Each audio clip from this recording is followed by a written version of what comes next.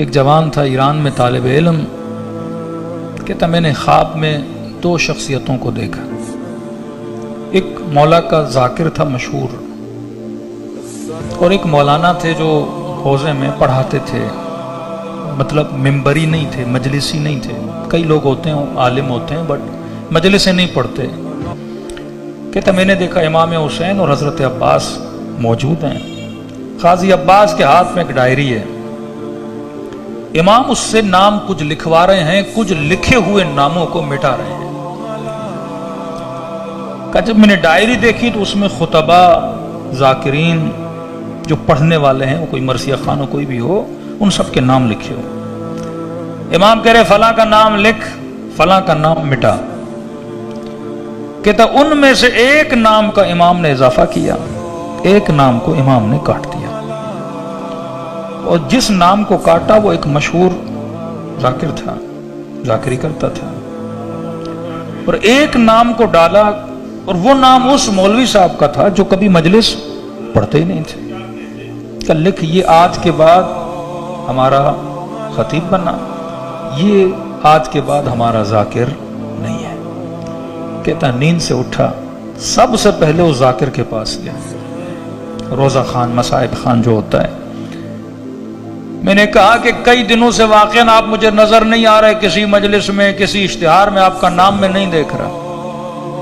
اس نے کہا دیکھو میں پہلے تو ذکر کرتا تھا لیکن تنگ دستیاں بہت آ گئیں، ظاہر ہے اتنا نذرانہ، کوئی مسائل اتنے آ گئے کہ گھر کے بہت مشکلات اور قرضی ہو گیا، لہٰذا میں نے مدتوں سے اس ذکر کو چھوڑ دیا ہے، اور فلاں صاحب کے پاس آج کے بعد نوکری کرتا ہوں، تنخواہ ماشاءاللہ اچھی ہے، اب گھر کا گزر سفر اچھا، کوئی بلا لیتا ہے تو چلا بھی جاتا ہوں، لیکن پہلے جس طرح اسی ذکر کے لیے زندگی کو وقف کیا ہوا تھا وہ میں نے چھوڑ دیا ہے۔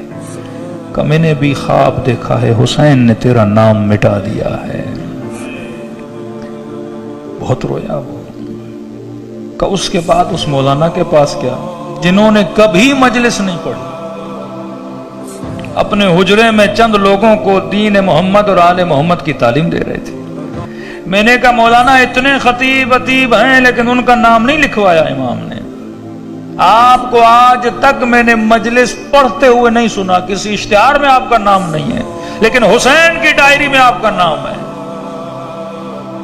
کہ آپ نے کیا مجلسیں پڑھنا شروع کی ہیں؟ کہ نہیں میرے لال، نہ کوئی مجھے جانتا ہے، نہ یہ فن مجھے آتا ہے، اتنا مصروف ہوں درس و تدریس میں، لیکن میں نے روایتیں پڑھی تھیں کہ ذکر کا ثواب کتنا ہے، اور قیامت میں ذکر کرنے والوں کی لائن ہی الگ ہوگی، خاص ثواب ہے اس کا۔